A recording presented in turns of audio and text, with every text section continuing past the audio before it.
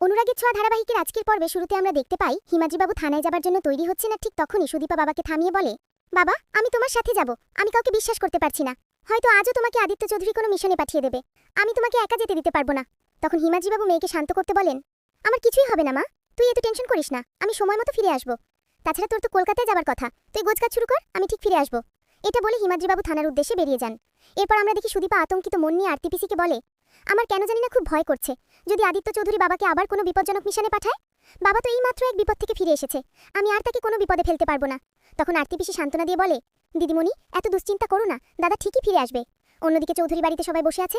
অভ্র তখন বলে, আমার দেরি হয়ে যাচ্ছে, আমাকে এখনই বেরোতে হবে। তখন অভ্রর কাকিমা একটু বিরক্ত হয়ে বলে, এভাবে বলিস না বাবা, শুনতে খুব খারাপ লাগে। ঠিক তখনই সঞ্চারী পরমাকে নিয়ে নিচে আসে আর খোটা দিয়ে বলে, নিজের স্বামী চলে যাচ্ছে আর নতুন বউ ঘরে বসে ছবি আঁকছিল।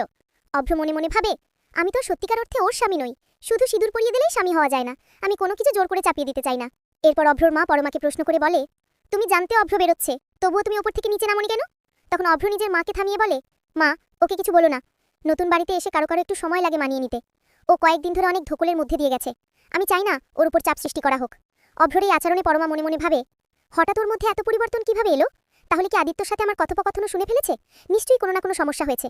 এরপর অভ্র নিজের এটিএম কার্ড পরমার হাতে দিয়ে বলে, আমি যখন থাকবো না তখন তুমি নিজের ইচ্ছে মতো খরচ করবে, আমার কাছে দেওয়ার মতো আর কিছু নেই। যদি আমি যোগাযোগ না করি তবে তুমি আমাকে খুঁজতে যেও না, সময় হলে আমি নিজেই সবাইকে ফোন করব। তাছাড়া এই বাড়ির সবাই তোমার খেয়াল রাখবে, তুমিও পারলে সবাইকে একটু সেবা করবে।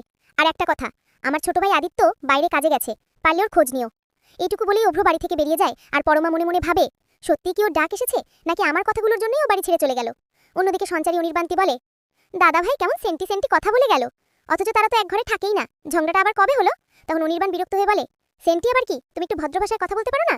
সঞ্চারী মুখ ভেঙচে হেসে বলে, ওরে বাবা, আজ তো দেখি আমার বাংলা শিক্ষকের ভূমিকায় নেমেছিস।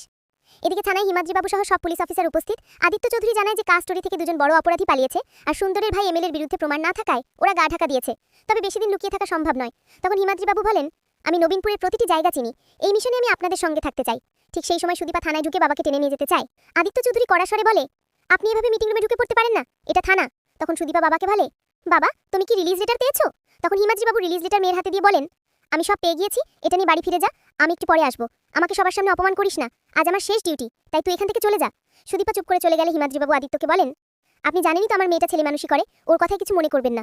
এরপর আদিত্য বলে, আমাদের এখনই সুন্দরকে খুঁজতে বেরোতে হবে। এটা বলেই হিমাদ্রিবাবু আদিত্য আর অন্যান্য অফিসাররা সুন্দরকে খুঁজতে থানার বাইরে রওনা দেন।